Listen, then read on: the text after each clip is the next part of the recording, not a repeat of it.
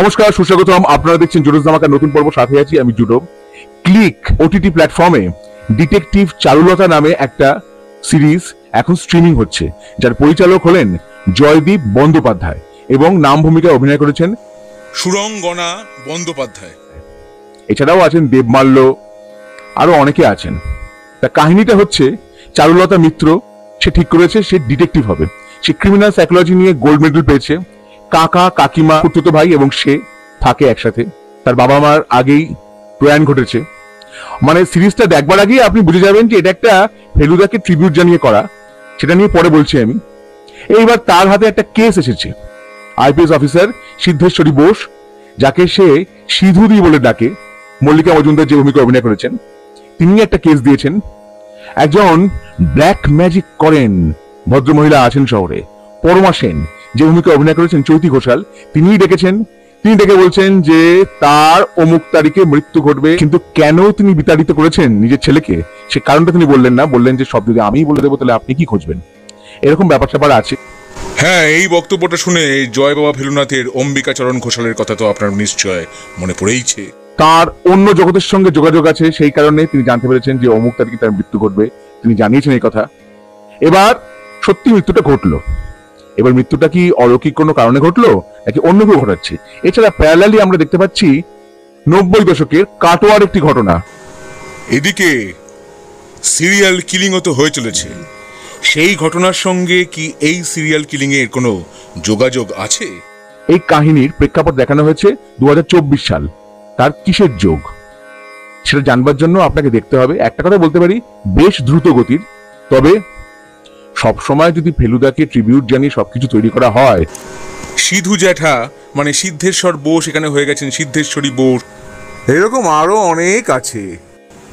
একটি দৃশ্যে একটি পানের দোকানের যেমন নাম দেখানো হয়েছে সত্যজিৎ রয়, হ্যাঁ রে নয়, ROY রয়। একজনের নাম দেওয়া হয়েছে গোড়ে। গোড়ে মানে বোম্বাইয়ের বোম্বেটে সেই প্রডিউসার ভিলেন। হ্যাঁ, মোহনলাল মেঘরাজের একটা হিন্টও আছে, কি আছে সেটা আমি বলবো না, আপনারা নিজেরা দেখতেই পারেন এই ওয়েব সিরিজটা। এছাড়া একটি চরিত্র আছে যার নাম হচ্ছে ললিত মোহন। এছাড়াও কপিক্যাট কিলারের একটা উল্লেখ আছে। ধরুন, বইপত্র পড়ে পড়ে বা কোনো টিভি সিরিজ দেখে বা সিনেমা দেখে কেউ একটা সেই ধরনের ক্রাইম করবার চেষ্টা করছে, এরকম ঘটনা বাস্তবেও ঘটে, সেইটা দেখানো হয়েছে এখানে। উল্লেখ এসেছে অদৃশ বর্ধনের ইন্দ্রনাথ রুদ্র, সেই সুদর্শন গোয়েন্দার কথা, বন মানুষের হার, এই যে রহস্যোপন্যাস, তার কথাও এসেছে। এসেছে মিতিন মাসির কোথাও ব্যোমকেশ বক্সির কথা এসেছে, অগ্নিবাণ। সুরের দায়িত্বে আছেন প্রাঞ্জল দাস। থিম মিউজিকটা শুনলে আপনার পুরোপুরি মনে পড়বে হ্যান্স জিমার, যিনি তৈরি করেছিলেন রবার্ট ডাউনি জুনিয়র অভিনীত শার্লক হোমসের দুটি যে ছবি আছে, তার থিম মিউজিক পুরোপুরি সেটার কথা মনে পড়বে। সেটা ইন্সপায়ার্ড না, সেটা একেবারে পুরোপুরি তুলে নিয়ে বসিয়ে দেওয়া, এই ব্যাপারটা একটুখানি point to be noted milord. হ্যাঁ, এটা কিন্তু মনে হয়েছে আমার।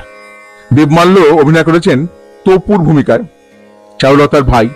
ভাই বোনের সম্পর্কটা ভালোই দেখানো হয়েছে, বেশ মজাদার। এই ওয়েব সিরিজে ব্যাটম্যান রবিন এবং কমিশনার গর্ডনের উল্লেখও এসেছে। চারুর ভূমিকায় সুরঙ্গনা বন্দ্যোপাধ্যায়ের অভিনয় ঠিকঠাক লেগেছে। ইন্সপেক্টর লস্করের চরিত্রে বেশ মজার অভিনয় করেছেন অনুজয় চট্টোপাধ্যায়। এছাড়া দেবমাল্য গুপ্ত, পামেলা কাঞ্জিলাল, এদের অভিনয়ও ঠিকঠাক হয়েছে। মানস মুখার্জি, চৈতি ঘোষাল, আরো অনেকে অভিনয় করেছেন। তবে আমার একটা প্রশ্ন আছে, আপনি কারোর সঙ্গে একটি কাজ করছেন বা একটি প্রজেক্ট নিয়ে কাজ করছেন, আপনি তার পুরো পরিচয়টা জানবেন না? পুরো পরিচয়, সে কোথায় থাকে, কি তার পুরো নাম, কোনো কিছু জানবেন না? এটা খুব আশ্চর্য না? আবার একটা দৃশ্যে চারুলতা পুরনো খবরের কাগজ খুঁজছিল, যেটা তার কাকা বিক্রি করে দিয়েছে খবরের কাগজ আলাকে। এইবার পুরনো খবরের কাগজ নিশ্চয়ই বহু বছরের পুরনো হতে পারে না, হয় কয়েক মাস বা কয়েক সপ্তাহে পুরনো হতে পারে, তার চেয়ে বেশি তো পুরনো খবরের কাগজ কোনো বাড়িতে থাকে না। সেইটা না পেয়ে এত চিন্তিত হয়ে গেল কেন ঠিক বুঝতে পারলাম না। এটা তো গুগল সার্চ করলে যে কোনো কাগজেরই ই পেপার ভার্সন আপনি পেয়ে যাবেন। চৈতি ঘোষাল অভিনীত চরিত্রের নাম পরমা সেন। এখানে সবাই তাকে বলে গেল মিসেস সেন, মিসেস সেন। কেন? এটা তো একটা বাঙালি ওয়েব সিরিজ, বাংলার ওয়েব সিরিজ, সবাই বাঙালি, তাহলে সেন কেন বলা হলো, সেন কেন বলা হলো না? এই সংস্কৃতিগুলো থাকা দরকার। কাহিনী চিত্রনাট্য লিখেছেন পরিচালক জয়দীপ ব্যানার্জি নিজেই। সংলাপ লিখেছেন সৌমিত দেব। ভবানন্দ, হেমাঙ্গ হাজরা অনেকের নামেরই উল্লেখ এসেছে।